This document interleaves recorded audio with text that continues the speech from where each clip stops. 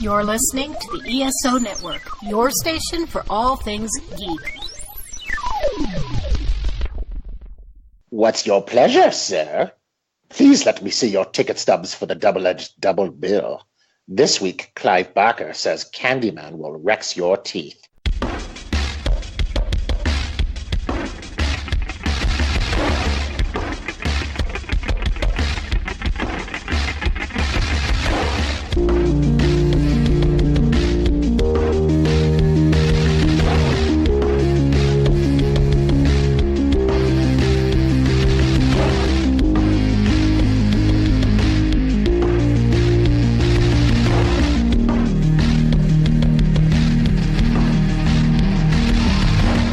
Each week, Adam Thomas and Thomas Mariani will come to the table to discuss the randomly selected yin and yang of a double feature.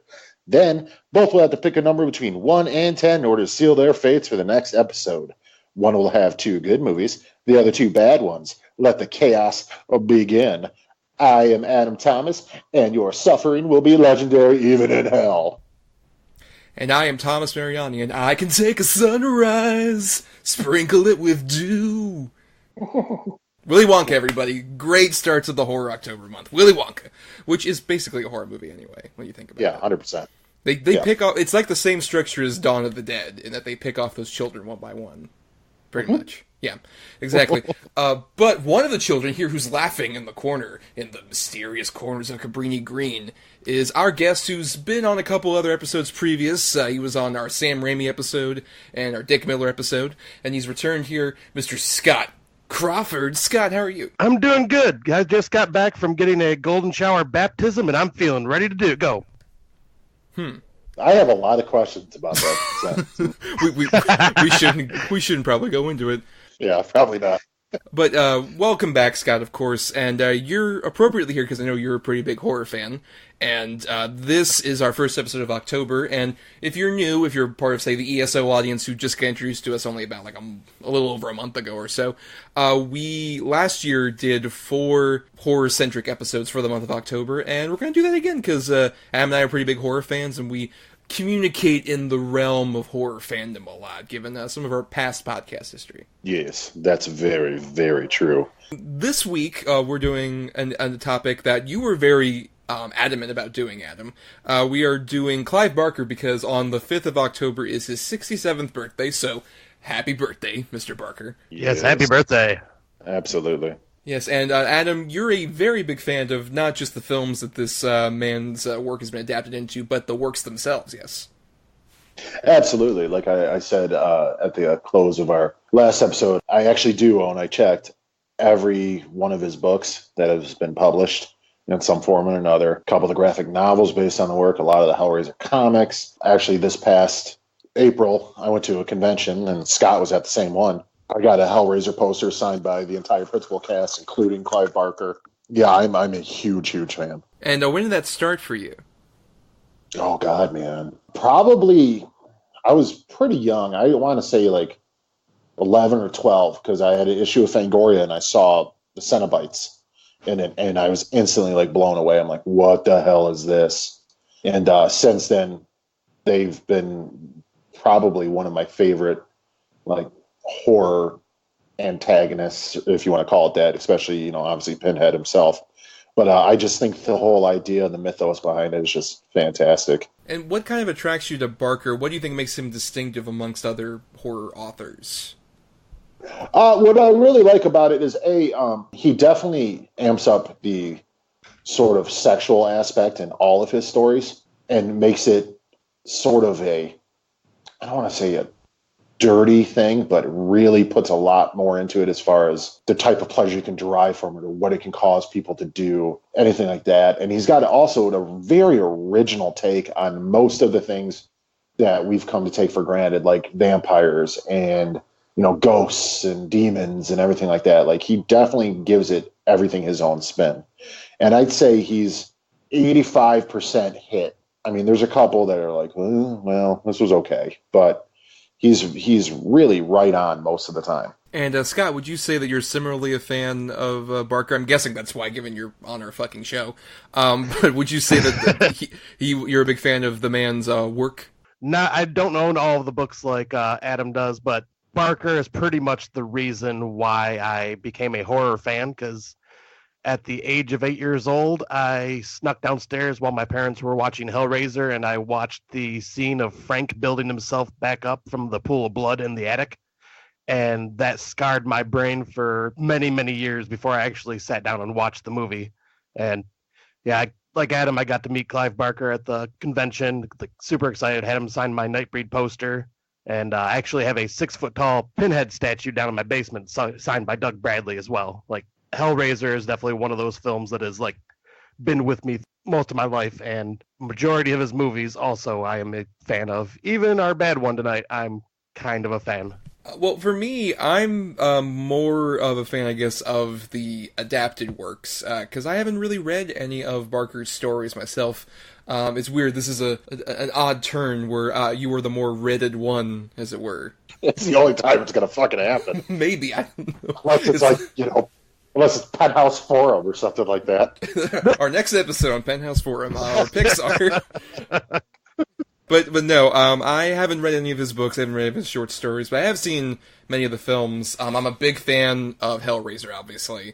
I would definitely agree. The first Hellraiser, I think, does such a great job of building what Adam kind of mentioned about, like, sort of the lengths to which people will go in order to sort of find pleasure and to sort of gain a certain sense of pleasure that they've been missing, and how that can even extend to just having skin and being alive and all this other stuff. I think that has sort of been a thing that's affected a lot of his other works, and it's interesting, he's also one of the few horror authors who actually took on the director's chair. Not many times, because he directed the first Hellraiser, with the impetus for that being one of our movies that we're going to talk about tonight. Yep. Yes, and he also directed Nightbreed, as some of you guys mentioned, which is weirdly much more of like an urban fantasy movie that has bits of horror, more in the terms of like having, oddly enough of all people, David Cronenberg play a serial killer, which is very interesting if you've never seen that movie. He's the best. He's phenomenal, yes, I totally agree. And then Lord of Illusions, which was almost the pick that we did for our good pick, and I actually hadn't seen until doing the sort of research, I guess, for this episode. I actually watched it, and it's interesting. I think it has a lot of cool ideas. I just think it somewhat falls apart during the third act, but it's a cool sort of noir magician horror story that's at the very least very unique. That's the big thing I really appreciate about his directorial efforts, especially, is that they're unlike most other horror movies that were coming out around that time. They feel very distinctive. For sure. But we're not talking about any films he's directed tonight. We are talking about two films that are adapted from him. He technically wrote one of them, which he said as much. We're going to start off with, for those of you who don't know, at the end of our last episode, we picked between, Adam had 2 good movies and I had 2 bad movies, and we each assigned those 2 movies of our own numbers between 1 and 10, and then we ended up doing some random picking. We'll be doing that for our next episode at the very end of this one, so stay tuned for that. And we ended up with, first, the bad pick, which we're going to discuss, Rawhead Rex, which is one of the early adaptations of one of Clive Barker's stories, which is one of my picks. And then after that, we'll talk about the good pick, which is one of Adam's, which is the 1992 film Candyman, which takes a lot of liberties, apparently, from the original short story, which we'll talk about as well. But let's get into the bad feature first. Let's get into Rawhead Rex.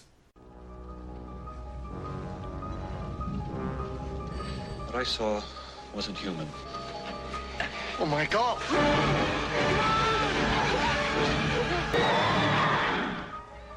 What's more, it saw me. This thing.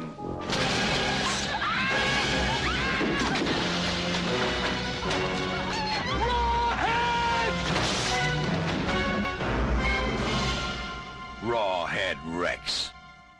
Now, Rawhead Rex, that came out on April 17th, 1987, in the States at least, and is directed by a guy named George Pavlou, and was written by Clive Barker based on his story, at least in credit. From what I have done some research on, Clive Barker has said that he wrote maybe a draft and a half of this adaptation, and then it was kind of taken and expounded upon by George and his compatriot film crew, and then Clive Barker saw it, and was so disgusted with what they had done with his idea and his script that he made a concerted effort when Hellraiser shortly went into production afterward to be the directorial voice. So whatever we may say, about Rawhead Rex in the next, 20 minutes to half an hour, we can at least say that without it, we wouldn't get the distinctive stamp of Barker on Hellraiser. Yeah, I mean, so I guess it's got that going for it.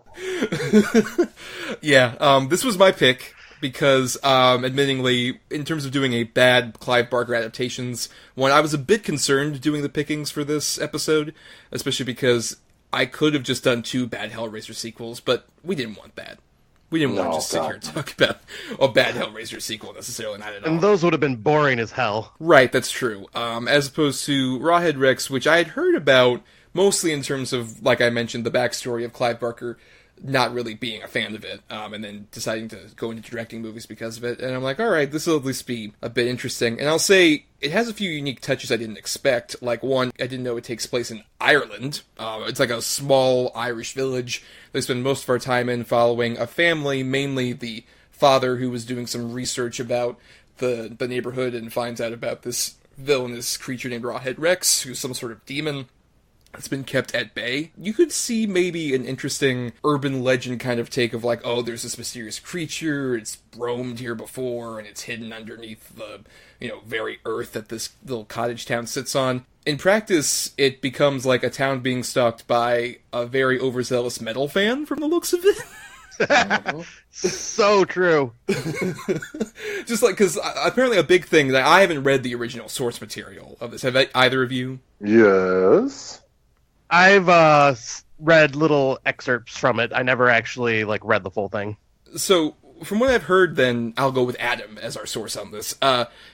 Rawhead Rex apparently, from what I've gleaned from Clive Barker's quotes, was a lot more sort of a creature that was designed to be like extremely tall, kind of lanky, disturbing, almost kind of like what would become a Slender Man. Is that accurate? That's pretty accurate, and the reason he got his namesake, because the only way people, when they tried to describe the creature to other people or the police or whatever, is that his face looked like raw meat, like just diced up raw butchered meat.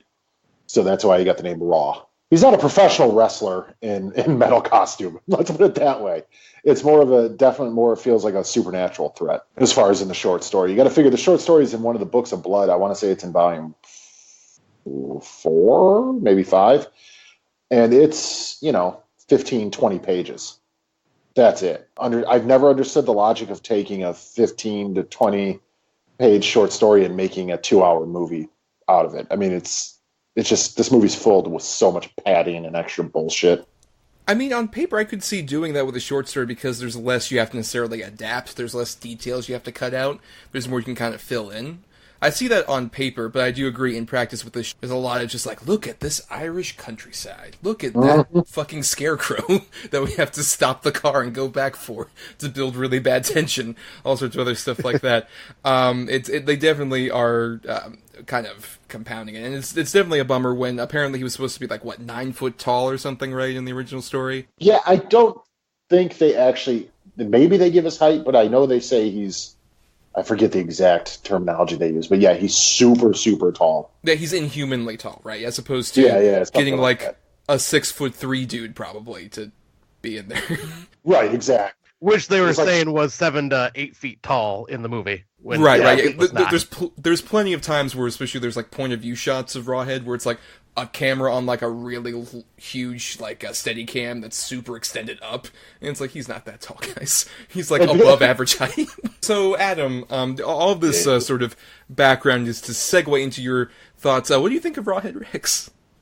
Let's put it this way. All right, I think I saw this before I knew who Clive Barker was, and I thought the creature was cool looking and all this stuff, and I always remembered the creature design, and that was the last time I seen it until yesterday. And I have basically completely forgotten 75% of the movie. And I watched it yesterday, and the creature design is terrible. It's such a boring movie.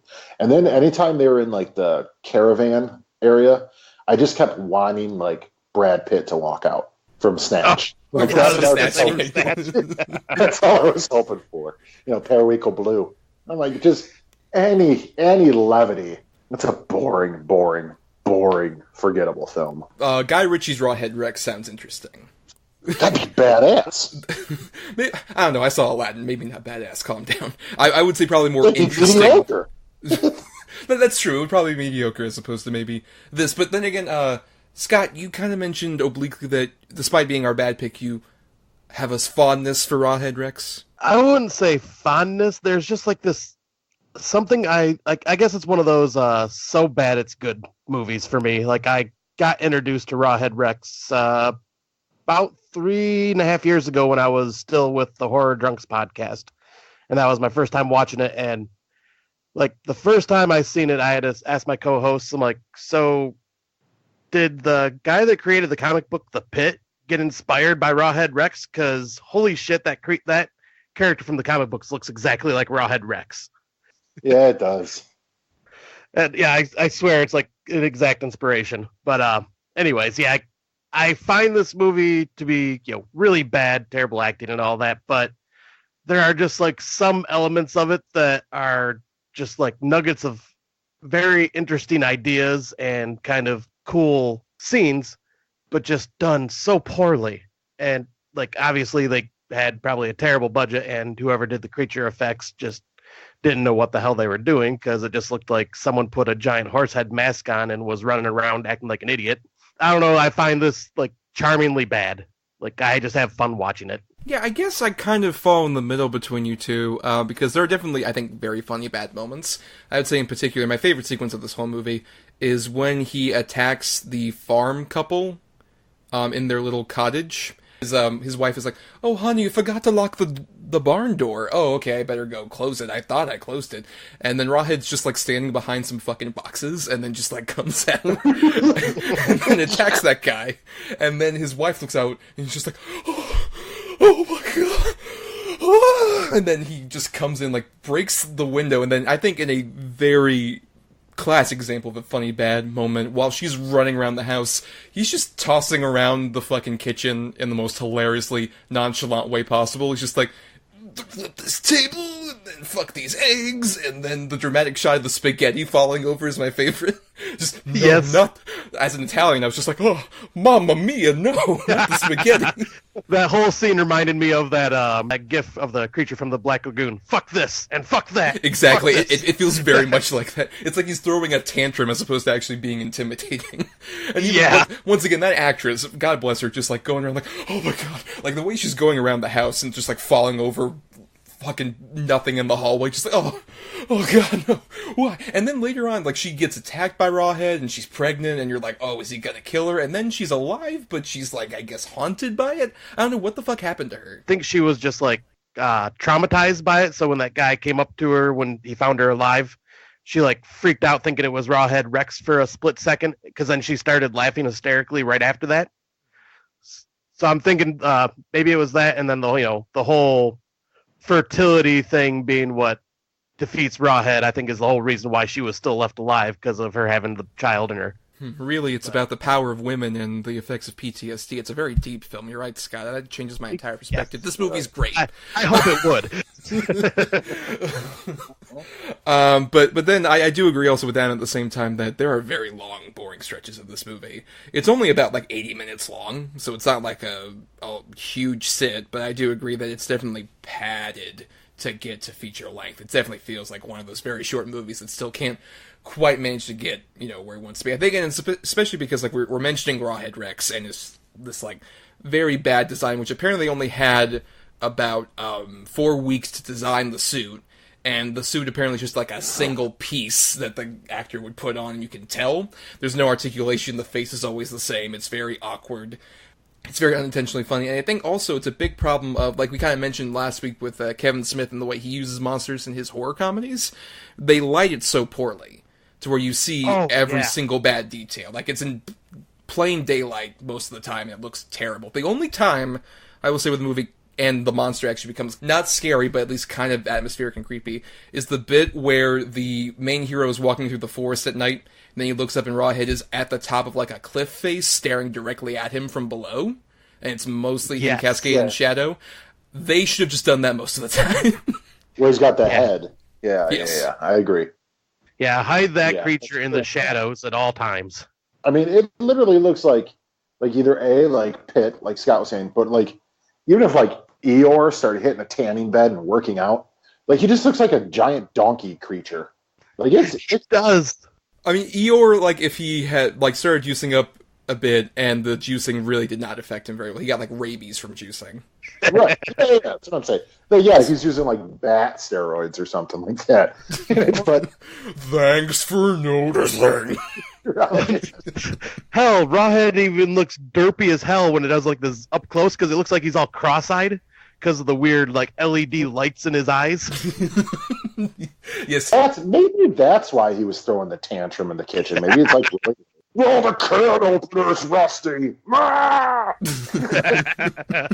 Perhaps, yeah. Aside from the creature, even, as we mentioned, there's not much to any of the sort of human characters. It's a very typical sort of family moves in, there's a lot of mysterious characters all around the little town that are very dismissive of him. There's a few funny moments with some of these, particularly the lead detective character has one of my favorite moments where somebody says, the child who was attacked, he didn't say anything, but he drew something, and it's this really bad cartoonish drawing, and the actor is just like, my god, I can't believe it. I wish there was just more shit like that. Maybe the Yank was right. On that? God. Yes, there's him, but there's also, I do love, he's not the lead preacher, but he's the one that keeps being an antagonistic asshole to our main lead. Yes. Just, like, especially the bit where he's, trying to take pictures of, like, all these different Rawhead Rex artifacts, and the preacher comes over and scares him. He's like, oh, I dropped my camera, and the preacher stomps his camera like, oops! Like, I love that guy's acting. It's so ridiculous. And he goes so over to the top towards the end, especially after what I mentioned earlier when you introduced me, the whole golden shower baptism that Rawhead Rex gives him. He just kind of goes like fucking bananas after that. Well, especially the bit where he's talking to, I think, the other preacher. He's like, what do you think, you can contain him? You can't! He's Rawhead! And he just, like, really goes for it. That's the thing, I wish other people were at that weird level of 10, like him, or later on even when the inspector becomes possessed by Rawhead Rex, and it's during the middle of that chaos with the fire, and he's just like, oh, you, master my own name. Like, he becomes a weird Igor character. I feel like we gotta address it, that this ancient demon that supposedly, or whatever it is, that's been around since before the time of man and everything, its name is Rawhead Rex. That is the stupidest fucking name, dude. That, I swear to God, that's like a professional wrestler's name. Like the professional wrestler's Rawhead and his dog is Rex. You know, it instantly sort of made me chuckle. So maybe that's something that might be going against this movie too. It's hard to take it serious with a name like that. Oh, yeah. It probably works better as what you're saying in the story, where it's sort of like a colloquial name, but he has probably some actual demonic name. Yeah, absolutely. He's got that name from, like, the kids and the villagers in town. That's what they call him. In fact, I don't know that you actually get his real name in the story. You might, but that's just what they call him. That makes more sense as opposed to just literally, like, an ancient scrolls, like Rawhead Rex. Like, I think they literally do that in this movie where it's like reading ancient texts and say Rawhead Rex? Yep. Yes, they do. But it's the same idea like Pinhead. Right. He's never referred to as Pinhead in the story. In fact, in any of the movies, I think like they call him Pinhead, like, yeah, whatever, Pinhead, like trying to make fun of him or not. Yeah, he's always credited as like lead Cenobite. Yeah, he's lead Cenobite. That's it. But yeah, God, what a stupid name. And like you said, it's like written in Sanskrit and some like ancient silks, that's got spices and gems with it.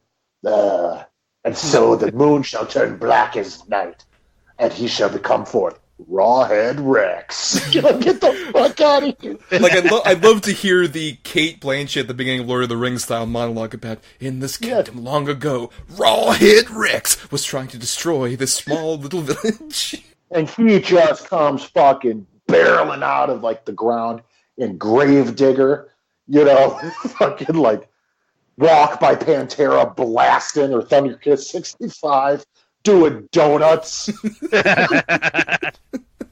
That's the thing, you know what? It's like if you embraced either going full stupid metal with it, or going, as you mentioned, kind of like this ethereal story, I think it probably would work better. It feels almost like they kind of meet in the middle, and that makes it just feel so ungangling, and just like, even like, there's some of that with the aesthetics even, where like, it feels mostly like a sort of 50s inspired horror movie.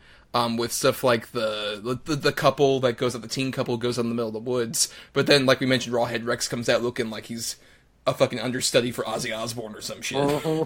That teen couple are like going at it in front of his little brother. Yeah. And it's just like, watch the film. It's so bizarre. I've seen them all. I love that kid. I've seen all of them.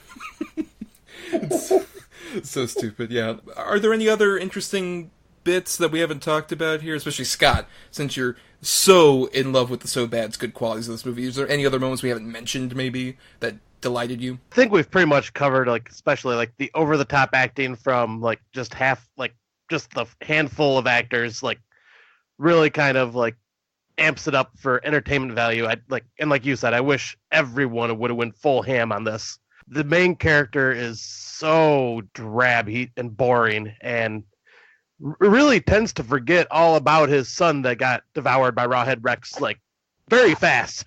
Just going to say that. I was like, they kill that kid, they mourn for like an hour.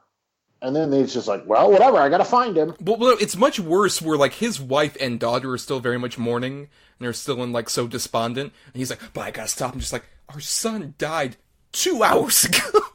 So he's like, I don't give a shit, peace. Especially like, that, I somehow know what to do. That's also a really fun bit when his son actually gets captured by Rawhead, and you can tell the kid is trying not to laugh. Like, I just... Oh, yeah. Seeing that kid like... And I'm fairly certain, like, when Rawhead sticks his head in the car, I'm almost positive there's a scene where, like, his nose hits, like, the hood, and it, like, pushes in, like, scrunches up. I'm almost positive. We kind of reference these quote-unquote ritual at the end of this movie, and the great bad 80s lightning effects that are poorly animated on. So much credit to the poor dude, Harlik von Schellendorf is the actor apparently in the Rawhead Rex costume. I feel so bad for that dude who's being asked to, like, hey, look intimidating and look big. He's just like, I can barely move my head in this thing. What do I do? I can't even close my mouth. And especially when he's trying to, like, writhe in pain when the lightning hits him at the end, he's just like, it's so ridiculous. And then, of course, the Stinger ending. That also is just, I had to, like, I rewound a couple of times, and, like, this is hilarious. Just kid mourning, I'm back, Ryan. Well, you can tell that was probably on someone's arm lifting it up, like, not even a person in that. Oh, yeah, it's just a latex mask on that, like, on a plunger. But I guess to close out, we'll go to final thoughts, but I also want to ask each of you, what would you say is probably the moment you feel like Clive Barker was watching this and felt, I need to, like, take my stories and do them my way? What is, like, the one moment where you could tell Clive Barker just got up, like, this is fucking shit, and then, like, stormed out of that fucking screening room? Scott, final thoughts and that query. Oh, man. Well, my final thoughts are, this is worth a watch if you are either just wanting to be a Clive Barker completionist or just a fan of So Bad It's Good, because you will definitely get some unintentional laughter out of this. My roommate watched it with me last night for his first time, and he was laughing like a fucking lunatic throughout all of it, especially whenever you see Rawhead comes running, and the way he runs looks so fucking stupid. Like, Yes. we both just burst out laughing, and I was almost in tears, and my roommate was just dying. He's like, oh my god, how is this even a freaking movie? It's like, yeah, that's pretty much why this is entertaining. But yeah, and there are no other really good qualities other than that. It's just, so dumb, it's entertaining.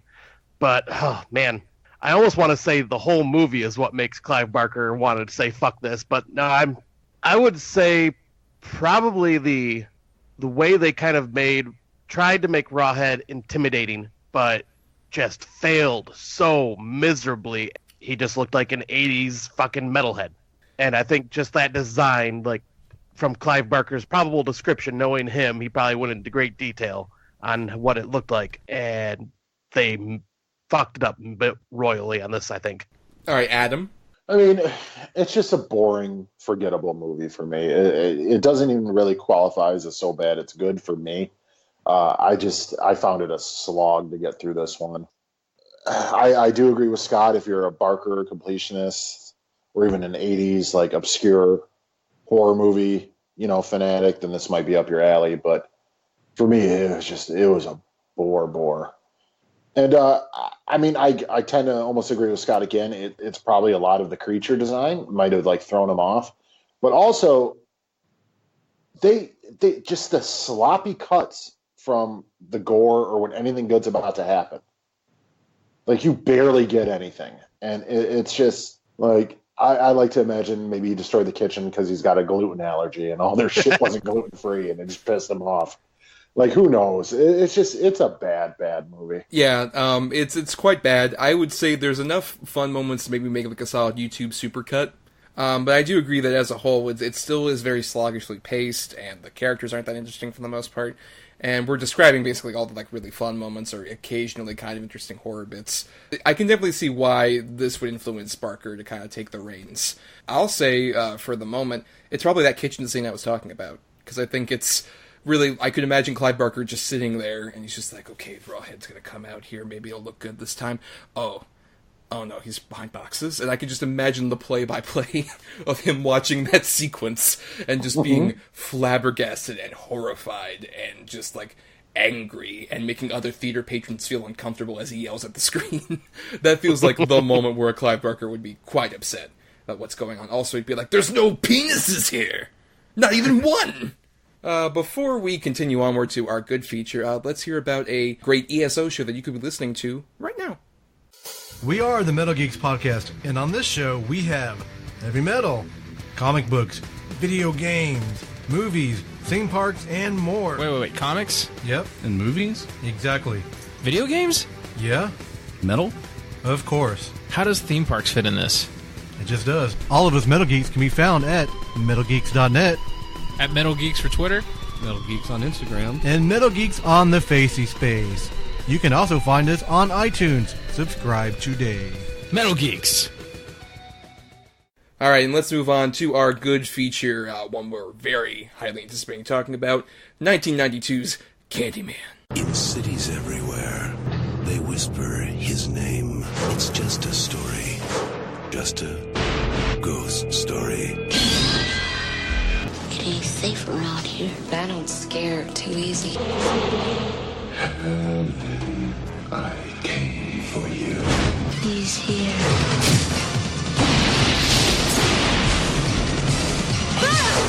Candyman.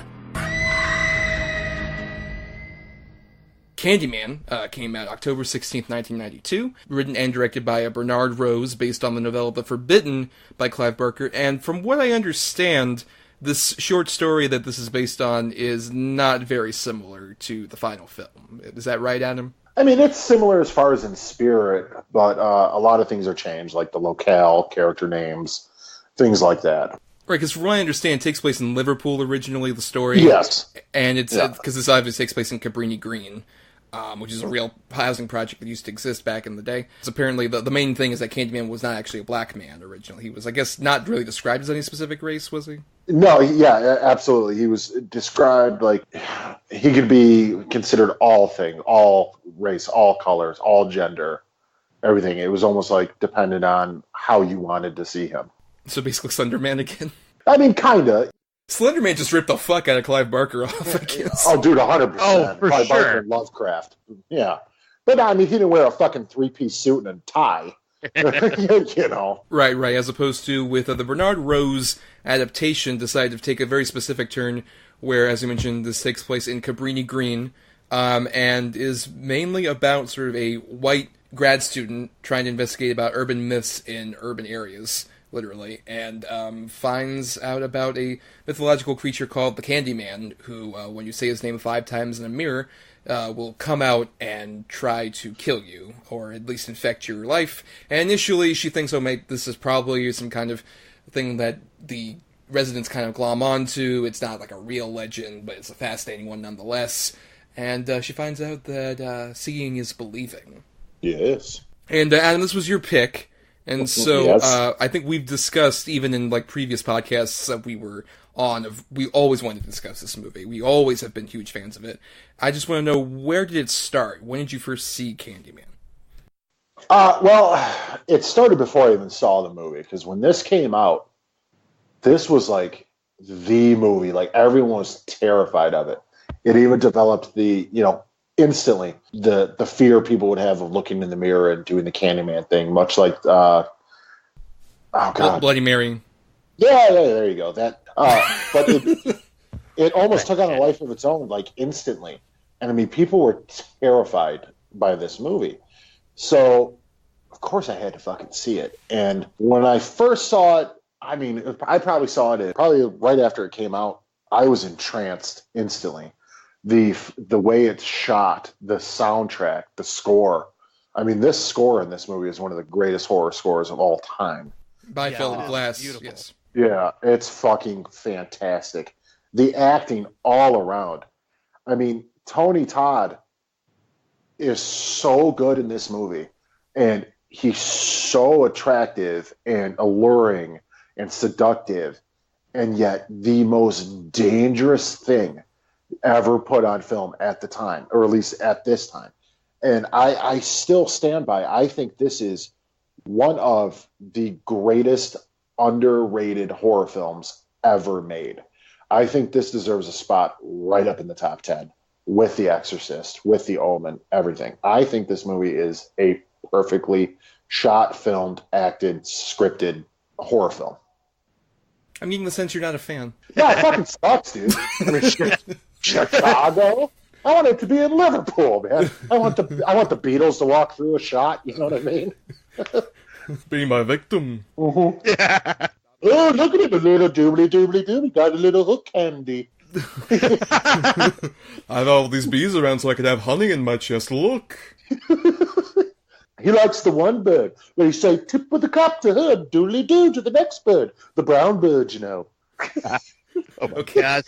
Let's continue on where you, Scott. Are you a fan of this movie, and when did you first see it? Oh, I am a huge fan of this film. Actually, I've watched it 3 times just this year. I was not tired of watching it at all. I could watch this over and over and over again. There's so much to like glean from it. But I think I'm kind of with Adam. I actually watched it probably shortly after it got released on VHS because my stepdad brought it home from his job, and it terrified the shit out of me. Candyman was just so freaking scary. Tony Todd's voice just haunted my freaking dreams for days on end. I know it's like an urban setting, but it reminds me of like a gothic fairy tale in a way, but brought into an urban setting. And then the Cabrini Green alone could be its own horror film, like without like Candyman being there because of all the crap that went down there. And just having that setting for a horror film was just absolutely perfect. I love this movie. It's probably my second favorite Barker film, right next to Hellraiser. I remember, I think it was a similar thing to where, I mean, I wasn't able to see this when it initially came out, necessarily. You were what, 2? not even. I always heard about this movie in a similar way where, like, before I ever saw a single, like, Friday the 13th, Nightmare on Elm Street, all these other things, I heard about any of those number of horror icon characters just from, like, you know, stories around the playground kind of thing when I was very little. It was just like hearing about, like, oh, in the case of Candyman, like, if you say his name in the mirror 5 times, he comes out. And, like, you know, I played the white suburban thing of Bloody Mary, you know, with my sisters and shit like that, where we would almost say it and, like, oh, no, we can't say it, no, we're so scared. Like, the movie literally does at one point in a really good scene at the early part of it. And then I ended up watching it, and I remember not glomming onto it that much originally, I think because I had seen, like, you know, Nightmare on Elm Street or Friday the 13th, all these other ones. I'm just like, well, it's not quite as, like, flashy slasher as that other stuff. And really, as I've gotten older, I've only learned to respect Candyman so much more, because I think it's not just, full disclosure, we're 3 white guys. So, yeah, whatever we may glean about the social commentary might be slightly skewed from a lesser perspective, necessarily. But still, I think... Speak for yourself. That's true, I've never seen you in public, and you might be the... Right. I don't know. I'm Samoan. You are The Rock, really. That's the secret of this whole podcast, is that you're The Rock. But I do a deep character study. All those pictures on Facebook were so convincing, even the videos. Yeah. You hired a really good, horrible-looking actor. But anyway, I've grown to respect it a lot more, just considering it's a weird horror movie where it's not necessarily that scary as much as it is truly unsettling and also just sad, but in a really fascinating way. where, like, you see the neglect and decay of Cabrini Green, which is based in part on the fact that, doing a bit of research, like, Cabrini Green really was a place where it was mostly suffered from neglect from people, and the only time the cities in Chicago ever gave a shit is when the mayor would, like, sick, raids on the people so that they could try and find drugs and incriminate and arrest and all this other stuff. So you feel that sense of neglect, and that's the kind of environment where, especially, like, a lack of, education and care and respect for the people who live in these tenant houses breeds mysterious urban legends that spread like Candyman. He even says, like, I'm the whispers in the classroom, I'm this and that. It's the only place where, like, a true horrific legend can kind of survive and permeate is in a place where people don't teach their kids about any sort of danger or are just, like, too swamped with, like, trying to survive in this place to deal with, like, some of the things that lurk in the shadows. I think Candyman's such a great metaphor for what we ignore about people in society, especially those who are underprivileged, and how when this white grad school student comes in, she's like, oh, I'm gonna have fun, like, doing some research and going into some environment I'm not aware of, and then only to realize, like, lady, you're going into a place that has been severely lacking any kind of, control or respect or anything like that. You're gonna get turned around sideways. And she does. And I think that's so interesting and so fascinating. It's one of those rare horror movies from around this time, the slashers, that really ages beautifully. Yeah, it really does. This could have been made, like, probably in the last 5-10 years the way it looks. Well, that, and I think just the story itself. I mean, it's still prescient. It's still timeless. It's still relevant. It's just, this movie just, like I said, it fires on all cylinders. It's a think piece. It's gore. It's scary. There's ghosts. It's creepy. There's, a weird love story. It's just, this movie kind of has it all. And unfortunately, I do think Candyman does get swept up in the slasher genre. Like, a lot of people, I've seen pictures, where it's Freddy and Jason and Chucky and Candyman standing there. You're like, no, it's not a slasher. There are only, like, 3 or 4 deaths in the movie. And most of them are off screen, even. Like, the most intense one is the one that happens to, like, the one council person. Yeah, the doctor. Yeah. That is the most horrific thing. It's almost as if, like, Candyman's, like, just bursting out of him from the back. And it's like, there's gore there, but it's not an intense amount of gore. It's one of those things, kind of like the original Texas Chainsaw, where I remember it being gorier when I last saw it, like, ages ago. And then everybody does. Yeah, it's not really at all. No, there's no blood at all in that movie, really. No, I absolutely agree. You get that big arterial spray with the doctor, but that's kind of about it. You get the aftermath with her friend that dies in her apartment. But it's like a quick flash, so it's not even anything that's really focused on. But it's still so horrific, the way Casey Lemons, previously we covered her film, The Caveman's Valentine, her directorial film. Yes, we did, but I just love the way that, like, you see the aftermath of that, or even, like, the dog. Like, the aftermath of that dog attack is, like, so terrifying. Dude, the most disturbing scene in this movie to me is the flashback with the little boy in the bathroom. Yes. That is so disturbing and fucked up. That part alone when I was a kid fucking scarred me. I mean, that's one of those images I can't shake, like, ever. Well, no, yeah, and I think it's because, like, you see a huge amount of necessarily blood, but it's really just the aftermath. That's what we're talking about. Like, you don't see the actual, like, penetration really that much at all with that hook, which is another thing. Like, you see sort of just that hook and the stump around it, and that's more terrifying than seeing anything. Like, I love the whole sequence where you have the one, it's Michael Culkin, the one doctor who tells the story of Candyman. And it's a great example of, like, telling us in a way of, like, the show don't tell thing, but they tell us, and also these sound effects are phenomenal over that. Like, they just say so much about that story without showing you any of the horrific imagery. Was that the very beginning story?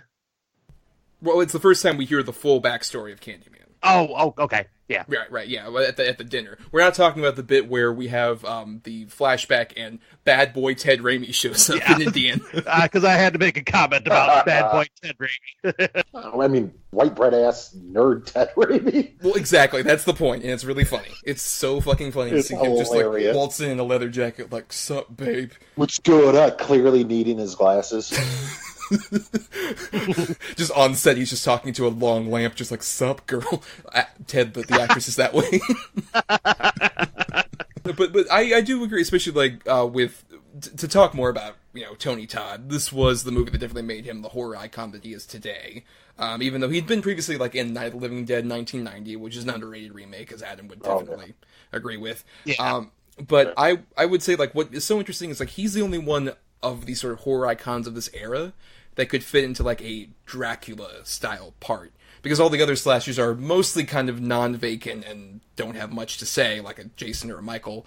And then Freddy is a goof. He's a clown the whole time. Right. Versus there's a genuine seduction and intimidation and a tragedy to Candyman that also makes him so much more unique than most of the other ones. We're given his backstory about being a cultured black man who was the son of a slave who ended up being killed just because he was in an interracial relationship. There's so much tragedy that's packed into that even as he's doing these murderous rampages, you see the motivations of why, and that makes it just more, like I said, it's this overwhelming sadness that overcomes any of the real sort of quote-unquote horror scares in a beautiful way. No, I agree. He's literally scarred and tortured by a loss of love and what happened because of it. That, it just permeates through his performance in every way.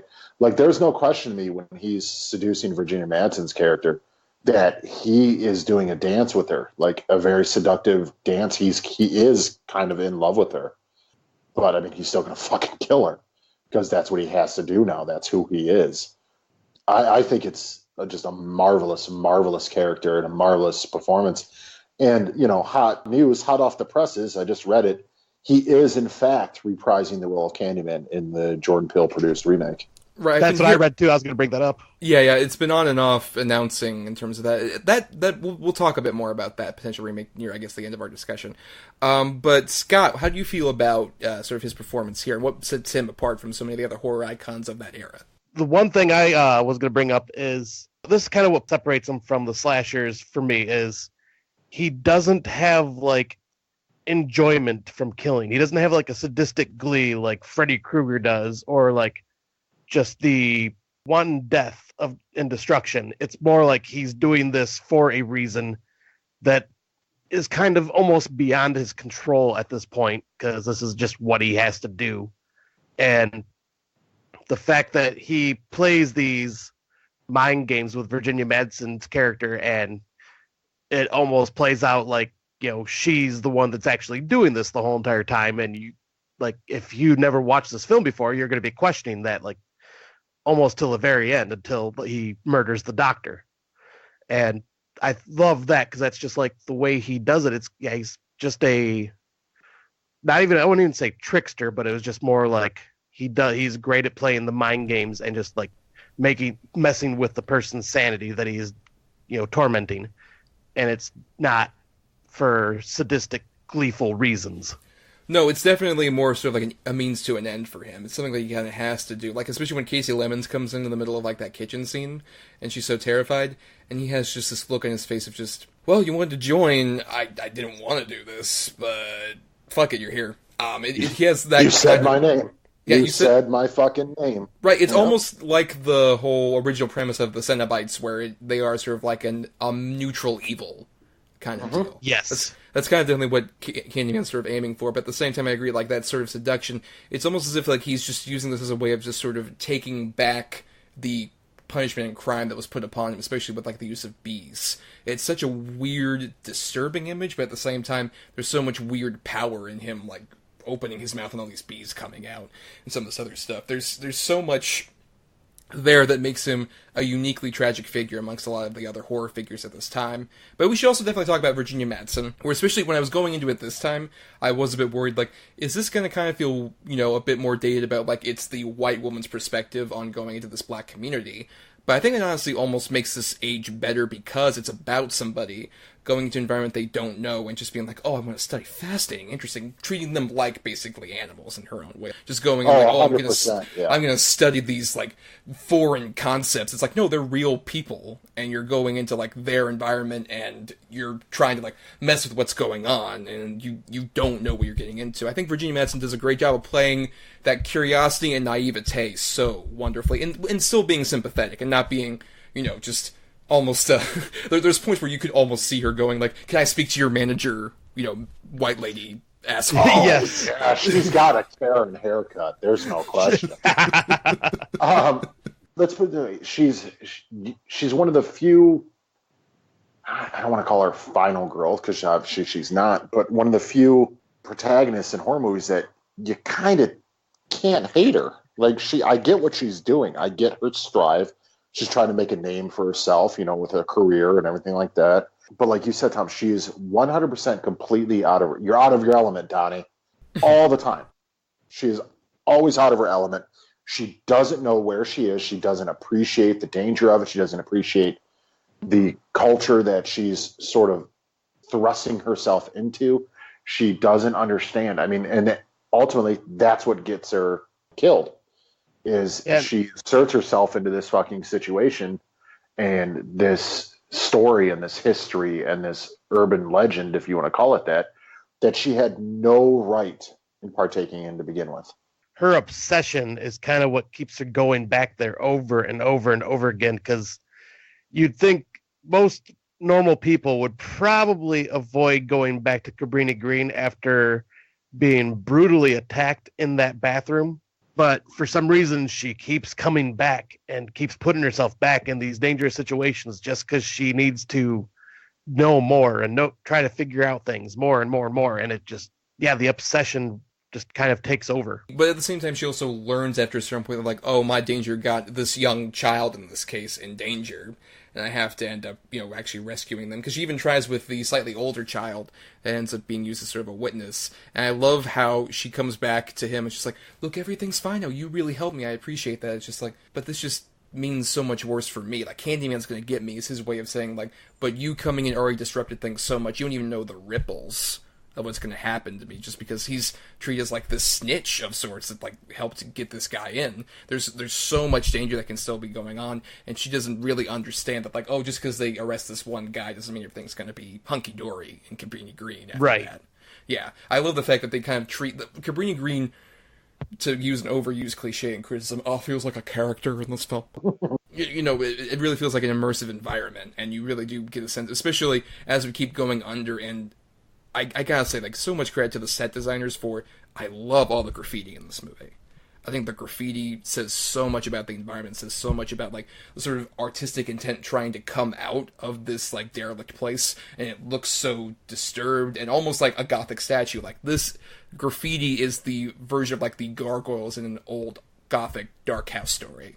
I could be wrong on this, but didn't they actually go to Cabrini Green and film from the apartment buildings? The exteriors, yes. Yeah, 100%, to the point to where they hired a lot of the people you see in the movie, like when Helen or Virginia Madsen's first walking into the building and there's that group of guys standing outside, those are real gang members that they hired to be in the movie as almost like a protection sort of deal too. So they would not fuck with them. But then, like, I think if I remember correctly, it was on one of their last days, or if not the last day of shooting, like 2 bullets like went through the production truck. Like, yeah, it was fucking a real ballsy move to shoot at Cabrini Green. Yeah, they all thought it was probably like, wasn't it What's Happening that took place at Cabrini Green? Right? Yes. That was the sitcom. Yep. They're just like, oh, it's What's Happening. Like, it's going to be totally fine. Nothing wrong's going to happen at all. I do want to mention Bernard Rose real quick. Yes. God, does he direct the shit out of this movie. I think it's so fantastic. And, I mean, he fought constantly for a lot of the choices, like even the opening helicopter shot, which I think is so, just perfect. It's a beautiful opening credit sequence. Yeah, it's so necessary. But a funny backstory about him real quick. He got his first directing gig because he was in, film school in London, and they had a shared telephone in the hallway, and somebody had called asking for another student, and he answered, and they said, well, since he's not there, can you direct a music video? And it was Relaxed by Frankie Gonzalez. Oh, wow. Nice. Yep. And I do agree that he does a great job of this, especially considering, like, he did take a lot of delicate care. Like, he apparently actually had meetings with the NAACP about, like, hey, would it be offensive for us to make, like, a Freddy Krueger sort of character black? And their quote was basically just, why are we even having this meeting? Yes. Why couldn't a black man play, like, a Freddy Krueger-style character?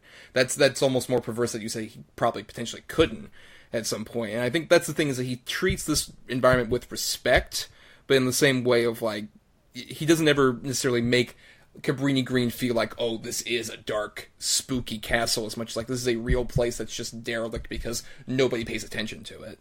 You really get that sense of, like, abandonment that really permeates from his direction. Oh yeah, definitely, and he's definitely got a European sense of style coming into this very, very American ghetto story, and I think that kind of what adds to the whole scope of the film as well. And right down to, I will say, I love the climax of this movie and how it sort of treats the idea of like mob mentality coming around when, like I said, like, in an environment that feels neglected, they can often sort of jump to conclusions about like, all of our hatred needs to go to this one particular point. That's the part I think that resonates the most, because I will say some of this does feel more like a perfect time capsule of specifically like the late 80s, early 90s, and how especially people were sort of tossed into projects in particular, whereas now we get a lot more. It's just, hey, let's close down these houses and make this into like a hipster hive, a Soho type environment, which is why I'm very curious about the remake, kind of that sort of mob mentality thing, like crowding around a threat you don't really know,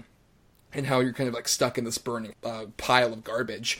I just love that whole set piece and how it just really shows the chaos that's building up, and how Virginia Madsen barely escapes with her life, and she's still like so horribly burnt up, and leading into, I think, a phenomenal ending for this movie that says so much about like when you try and break into the legend, you become the legend. I just love that whole thing. We haven't even mentioned like assholes Andrew Berkeley and that whole. Yeah, I was gonna bring him up. Yeah. He's such a piece of shit. He's perfect at playing those kind of pieces of shit, too. Just the actual final punctuation point of his girlfriend, like, walking in after, he's summoned Helen, and then looking in and seeing, like, oh god, the bathtub's just full of his corpse. End of movie. There's a great thing about how, like, she will further become like another legend in this entire environment, but like along with Candyman, along with like legends keep permeating despite like, whatever interest you have in maybe stopping it or trying to understand it. It's like, no, you will just become sucked into it. And the whole final shot of like her like painting visage on the wall is so beautiful. I just love that whole ending so much. Same. It is just poetic. At first, when I saw it originally, I wasn't too thrilled on the stinger ending, if you want to call it that, or the jump scare ending, like a lot of movies were doing at the time, and unfortunately still do. No, I think it's a perfect ending.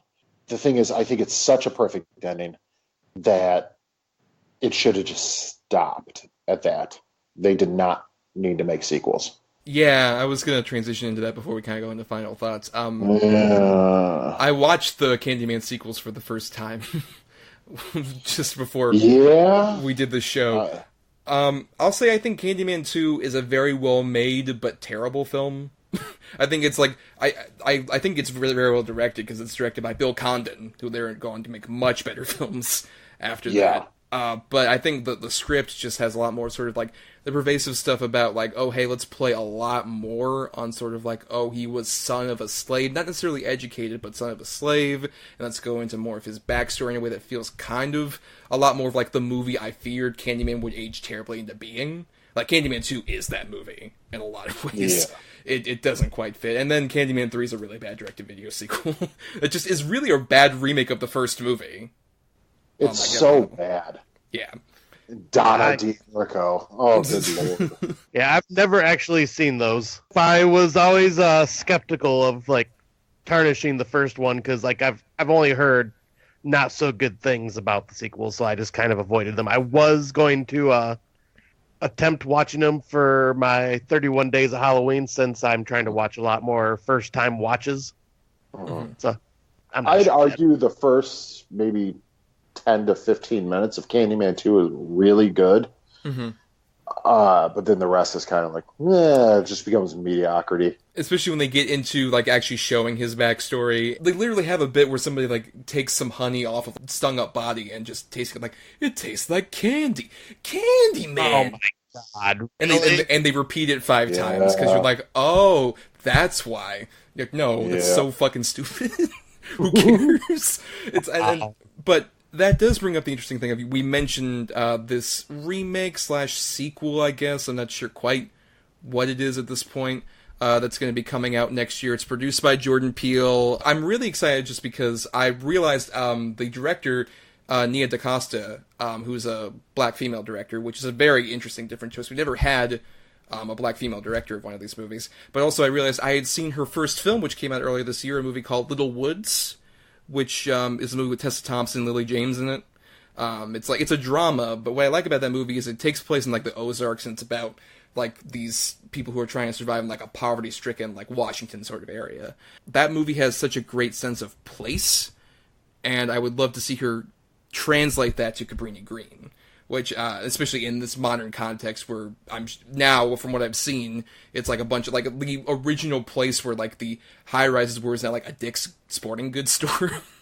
And shit like that. There's so much you can do with like trying to erase history and sort of like taking a place that once had a lot of problems, but at least some kind of distinctive mark and culture and people that lived in it, and completely demolishing that for mass consumerism purposes. There's so much you can do with like a modern Candyman now. I'm very excited to see what goes on there. Yeah, especially because I heard Jordan Peele also wrote the script for it, or the screenplay for it. And I love his style of writing, so I'm very curious to see what he does.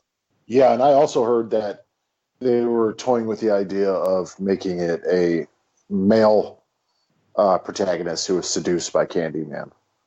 And not only do I think that's a really bold and progressive and smart move, but it also just adds so much more to the character of Candyman himself, to where it doesn't matter what, he's just, seduction is his game. Male, female, doesn't matter. I think that adds so many potential different layers to, you know, what is already a great, great character. Yeah, especially considering the last three movies have had white female protagonists, and it's like, we couldn't have varied this up a bit at all. Guys, come on. Of course. Not at all. But let's go into final thoughts. We could talk for a while about Candyman, but let's do final thoughts now. Scott, our guest, your final thoughts on Candyman. My final thoughts is this movie is just iconic and should be deemed a classic. Like Adam said when we first started talking about it, this has got to be like right up there with The Exorcist, and like it is one of those truly haunting but sympathetic ghost stories. It's a story that can be told over and over and over again, and just the setting alone of Cabrini Green, just I love seeing like old history, like of these old towns and cities and stuff like that, and I ended up reading up on a lot of Cabrini Green. Just the history alone was fascinating enough, and to get a movie to have me dive into the history of like, say, like a small little town like that's gotta say something, because I'm not big into like learning that stuff. And yeah, the performances alone are just all around top notch. Tony Todd, I don't think he's ever done as well as he did in Candyman. Like everything else he's done is good, but I think this was like his level of greatness right here. Like it was just incredible. He just took on this portrayal of Candyman and ran with it. And Virginia Madsen, her performance was also very, very well done. All around fantastic movie. I could even introduce this to people that are not fans of horror films. It crosses barriers, for sure, in a lot of ways. Yes. But Adam, your final thoughts on Candyman? Which, by the way, we've said over 5 times, right? So where is he? Come on. Where is he? I want him right here. Come on, Tony. I loved those Final Destination movies. Come on, Tony. But Adam. No, I basically agree with everything Scott said, and I think I've said it already. I think this is a perfect horror film. It just doesn't get much better than this for me, especially as far as 90s horror. You know, you and I toyed around with the 90s horror podcast for a little bit. You were the host, and, you know, we've talked about some of them, and I think this, you can stack up to any of them, and I'd wager this would win. It's one of my favorite movies. It's easily in my top 10. I can't sing its praises enough. The score, again, as we mentioned earlier by Philip Glass, it just sells this movie. Sells an already perfect movie, makes it better. I just absolutely am in love with this film. Well, I do completely agree with what you guys have obviously been saying, but I think it's definitely the keynote I want to really point out is how much this movie just ages so perfectly, and how much, like, despite being very much of 1992, it also has a lot of themes that still resonate very sadly in a lot of ways, but still at the same time, like, how all the characters still feel genuinely realistic, how even the foibles that they might have, like, probably one issue I could say with this movie is Virginia Madsen needs to stop picking up fucking bloody knives. She does it constantly. It's a bad idea on so many levels. Don't pick up bloody knives, Virginia Madsen. Anyway, I do agree. I really do love this movie. I think it ages so perfectly well, and I think it's such a great example of, like, what horror can do. Like, I've heard so many dumb horror fans say, like, man, why are you trying to make horror movies political? Why are you trying to say that any horror movie has, like, any kind of, like, message whatsoever? I want to ignore that and just have fun with my gore. I like having fun with gore too, but the movies that really resonate and really have a lot of powerful and, like, sort of staying power that really stick around are the ones that have some kind of interlining, like, political message along with the atmosphere and the gore and the wonderful performances and really sleek direction. And Candyman's one of those shining examples of that, where I do agree definitely of the 90s and maybe ever, it is one of these standout ones that I would say would still be worthy of being seen by anybody, even non-horror fans. It definitely resonates in a lot of ways that I hope, if anybody who is listening to this hasn't seen Candyman, why the fuck are you listening to this? Go see Candyman. Come on. Yeah, just ruin the movie for yourself. See the movie for Yeah, yourself. but this is one of the biggest ones that we've done where, like, if you haven't seen this, you owe yourself to watch this movie. For sure. Yes. But that is the end of our discussion about our two Clive Barker films, and we have some feedback to read because every Monday at DEDBpod, which is on Facebook and Twitter, we ask you all about what your favorite and least favorite examples of, whatever topic we're doing for the week. And so we asked you about Clive Barker adaptations, and you all responded. First off, James Rodriguez says, the good picks are easy. Candyman and Hellraiser are bone-chilling tales with compelling narratives and grisly effects, which get under one's skin. I'm not a fan of Nightbreed, which doesn't do justice to the interesting premise, but this could be down to me not viewing the correct cut of the film. I like Nightbreed, but then again... I love Nightbreed. Yeah, me too. I'm more curious about, interestingly, like, the TV series adaptation.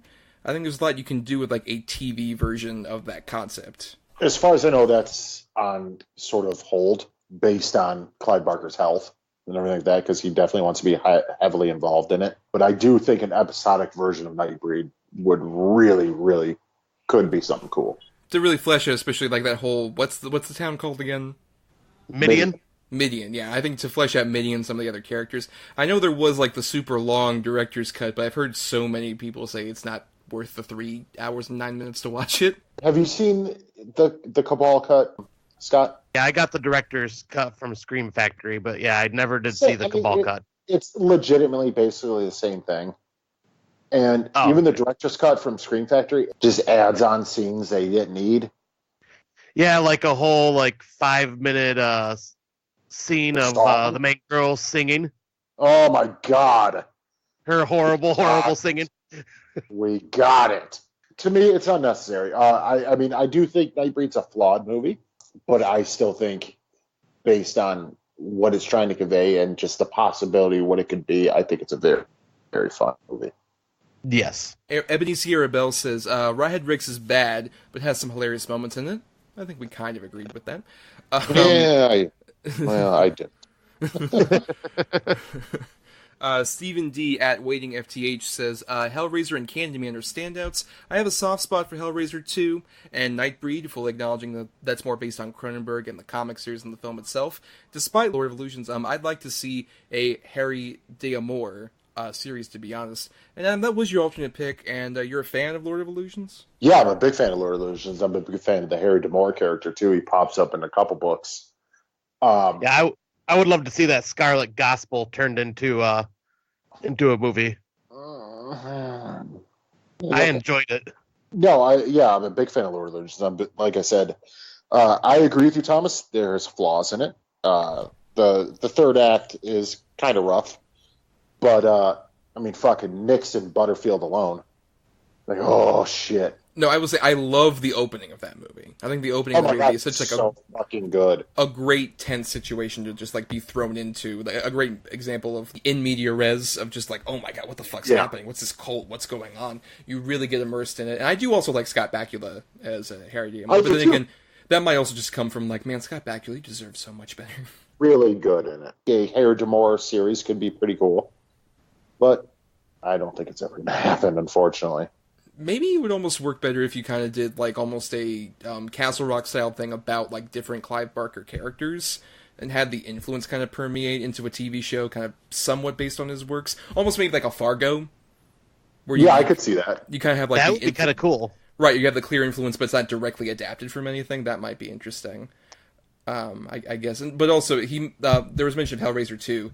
I've grown to at least like aspects of Hellraiser 2, but I think it is the movie where that series kind of goes off the deep end. With the whole moment where Pinhead says, like, wait, I remember, and acknowledges his past, I think is the exact moment where it's just like, and this started taking a bad turn.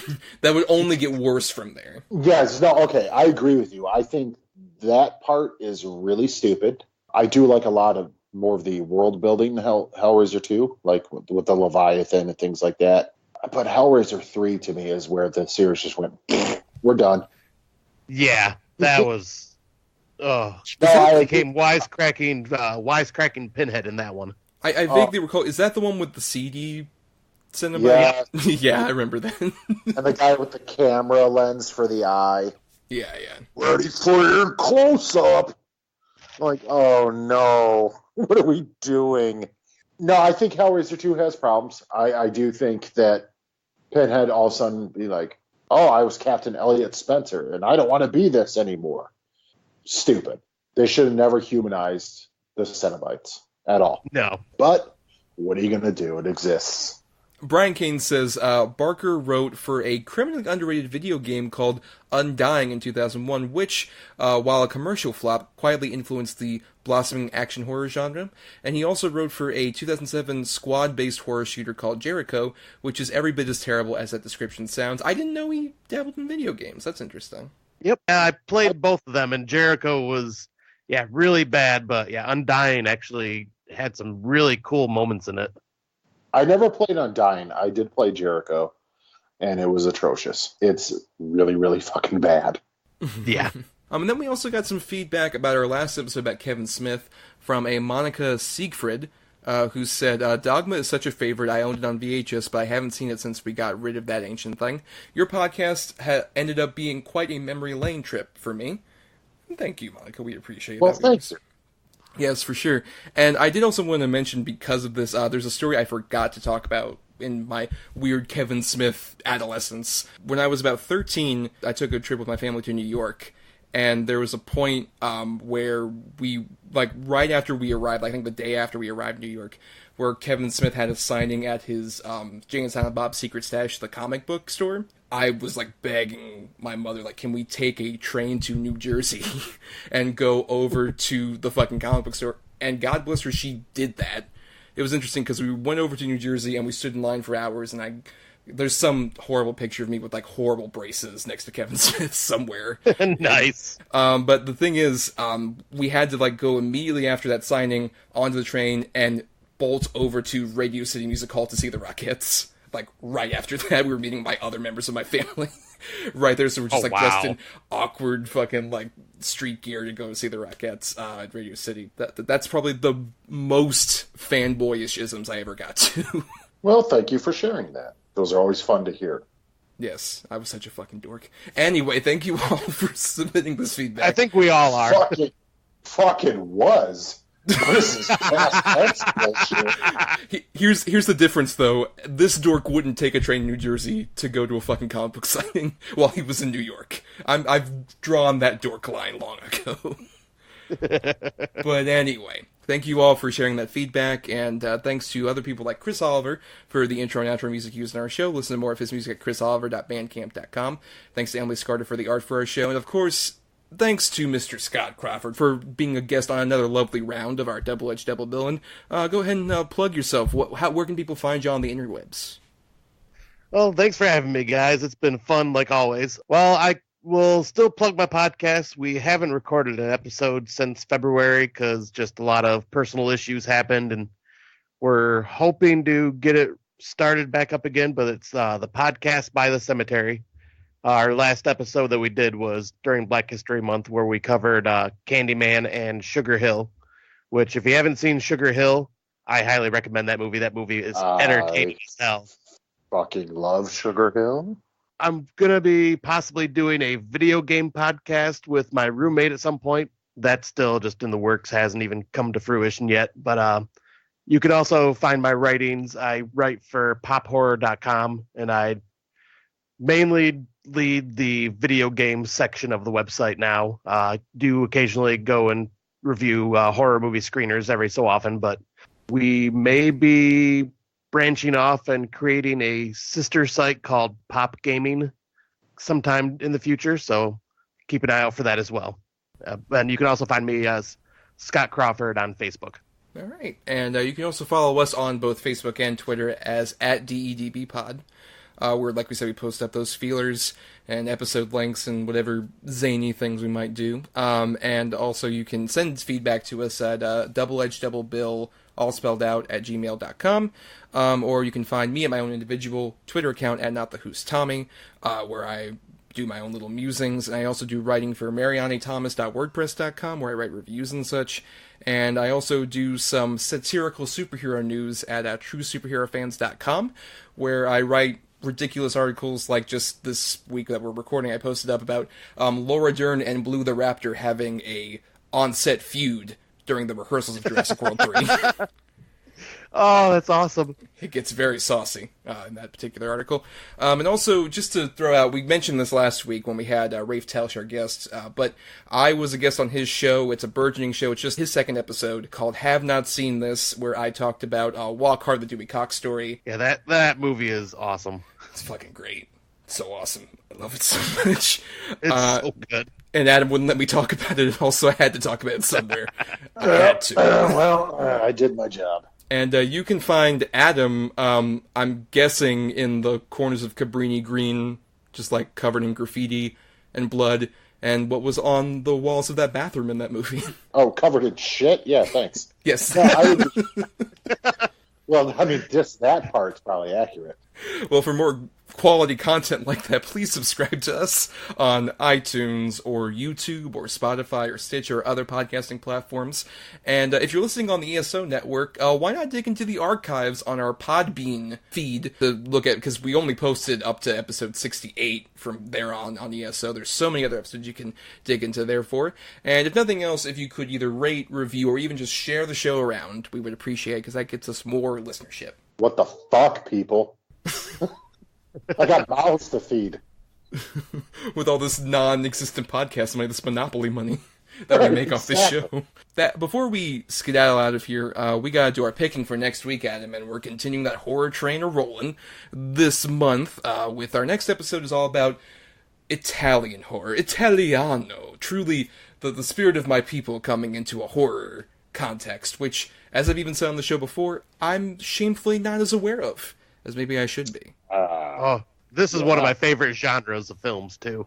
Oh, okay. What are some of your favorites from the Italian horror subgenre, Scott? Actually, this one's like kind of an unpopular opinion, but I am a huge fan of Argento's Opera. Opera's really good. Yeah, I love that movie, and I'm also a kind of a fan for some of the Lucio Fulci stuff. Like, I obviously love the Gates of Hell trilogy, and I started adventuring outside of that, and I watched Conquest recently, and that one's bad, but it is so entertaining. It is a Rawhead Rex entertaining level right there. If you're a fan of Italian, I highly recommend watching Astron 6's The Editor, because they do an homage to all the Italian films in that. And I've heard about that one, yeah. Incredible.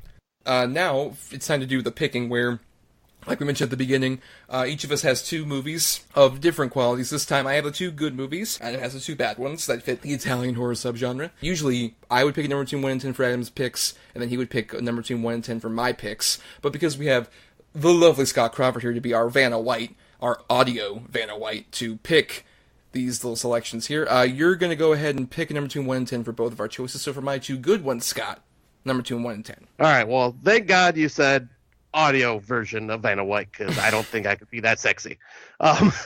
Buddy, you got to get some confidence. Yeah, come on. Don't put yourself down, buddy. bro. Come on. Yeah. Okay. I'll see what I can do. All right. Well, for Thomas, I'm going to choose number 3. Okay. At number 2, I had Cemetery Man from 1994. Oh, nice. That movie's so good. I have never seen it. Oh, I can't wait to hear your thoughts on this. And your other choice, Thomas? Yes, at number 8, I had, speaking of Argento earlier, I had Deep Red, which I also haven't seen. No, I am. I'm good with either of those. Cemetery Man, it's one of those that I remember seeing snippets of, but I don't think I ever saw the full thing. So that's actually one that's been on my list to check out. So it's a similar thing with me. Yeah, I'd seen clips for sure. We'll talk about that next week. But now, Adam, you have 2 bad picks, so Scott, pick them. All right. This could go badly. That's by design. It's supposed to go badly. I know. Let's go with number 6. At number 7, I have Burial Ground, The Night of Terror. Oh, God. I'm aware of this one. I haven't seen it, but I've heard some things. Oh, fuck. Oh, man. A lot of love in the horror genre, but this film, oh my God. Right, yeah. But what was your other choice, Adam? At number 2, appropriately, I had Troll 2. Well, that one, I'm sure you've all heard of the great troll film without trolls. Right. I'm sure. Yes, but that is the end of our episode for the night, and on that note, guys, let's crowd around the mirror and say it. Come on, let's do it. Candyman. Candyman. Candyman. Ah, fuck it, we're done. Good night. Here's looking at you, kid.